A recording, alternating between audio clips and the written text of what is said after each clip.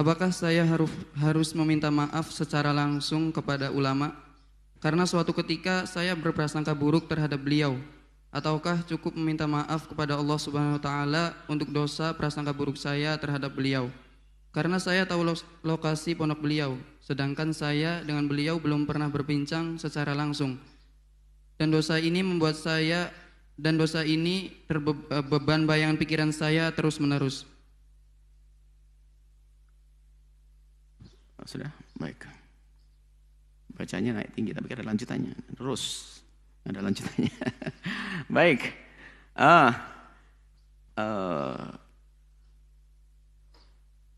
Prasangka buruk dengan ustadz, dengan manusia biasa saja.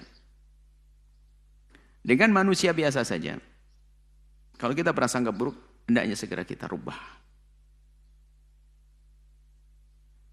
Kuncinya, prasangka buruk Anda kepada seseorang jika belum bisa Anda rubah menjadi prasangka baik, maka paling tidak abaikan.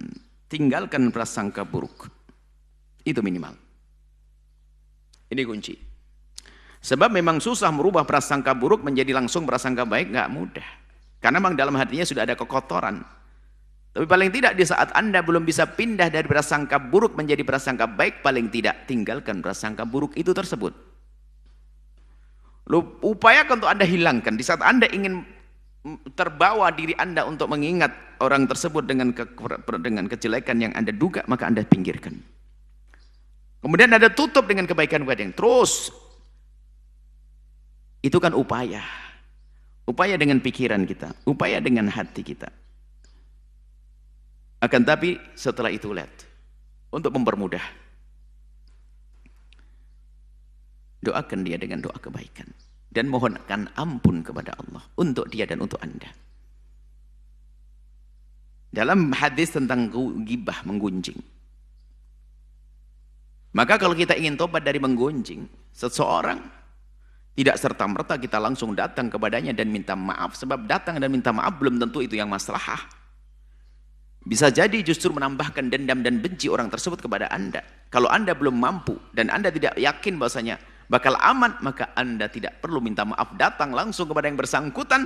Akan tapi ikuti apa yang diajarkan Nabi, yaitu dengan cara seperti engkau menyebutkan kejelekan dia di tempat tersebut, maka sebutkan kebaikan dia. Kemudian yang kedua adalah mohonkan ampun kepada Allah untuknya dan untukmu. Dua hal, termasuk prasangka buruk, karena prasangka buruk ini akan membawa kepada orang gampang ngomongin dia. Jika Anda punya prasangka buruk kepada seseorang, lihat, maka pertama adalah biasakan mencari kebaikan dia, bukan kejelekannya. Sebut sering-sering kebaikan dia, baik di depan telingamu sendiri atau di depan orang lain. Anda prasangka buruk bahasanya dia adalah, mohon maaf misalnya prasangka, kayaknya dia adalah orang yang melakukan keinginan rezekinya nggak haram ini, oke. Tapi Anda pernah melihat dia sering sholat masjid Ramadanan dan sedekah ke masjid. Anda cukup cerita itu, oh Masya Allah. Iya tetangga saya itu, oh iya dia Masya Allah, dia sering ke masjid. Itu saja, Anda usah ngomong dianya adalah misalnya minum keras, dan tidak usah. Apalagi minuman kerasnya Anda menduga saja. Dia pernah sama laki-laki, menduga saja, naudzubillah. Jangan turuti itu. Anda sebut kebaikan-kebaikan yang pasti yang telah Anda lihat, atau kebaikan-kebaikan yang Anda duga, untuk melawan praduga busuk Anda kepada orang tersebut. Dan setelah itu apa? Anda istighfar yang banyak untuk dia dan untuk Anda. Apalagi seorang ulama, naudzubillah, masmumah, kata Imam Ghazali. Beracun kalau kita punya prasangka buruk kepada ulama itu, wotok cer, itu langsung spontan Allah akan uji kita dengan bermacam-macam kehinaan.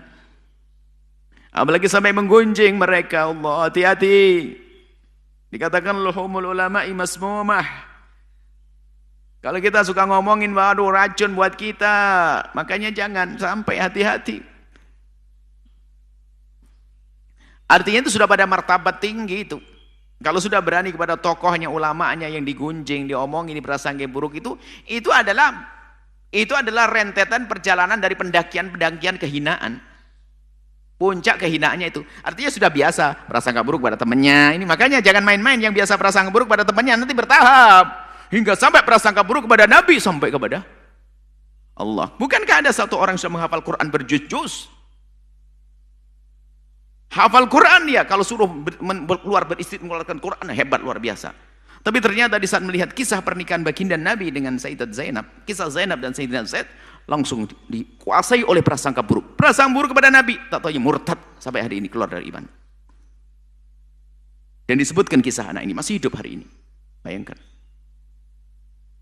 Prasangka buruk jangan sampai prasangka buruk. Dirubah. Kalau belum bisa dirubah dengan prasangka baik, paling tidak tinggalkan. Baik, itu saja. Apa tadi? Anda sebut kebaikan-kebaikan dia yang bisa Anda cari. Baik itu yakin atau Anda duga itu baik, Anda sebut. Biasakan Anda ulang-ulang. Perdengarkan di telinga Anda dan telinga orang di kiri kanan Anda. Dan jangan bicarakan kejelekan dia, apalagi prasangka. Dugaan-dugaan kejelekan. Yang jelek saja nggak boleh Anda omongin. Kalau dugaan lebih lagi nggak boleh. Kemudian setelah itu Anda istighfar untuk dia. Dan istighfar untuk Anda. Maka dengan itu semuanya, maka akan semakin reda hati Anda, akan mudah untuk prasangka baik kepada guru tersebut, ulama tersebut. Untuk datang, tidak perlu datang. Tidak gampang untuk datang kepadanya. Mungkin Anda juga tidak kuat. Atau bahkan mungkin menjadi tidak baik antara hubungan Anda dengan beliau.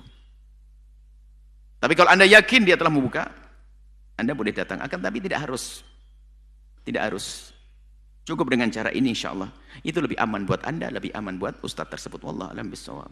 Setelah Anda menyaksikan video ini, jangan lupa berselawat kepada baginda Nabi Muhammad sallallahu alaihi wa alihi wa sahbihi wasallam.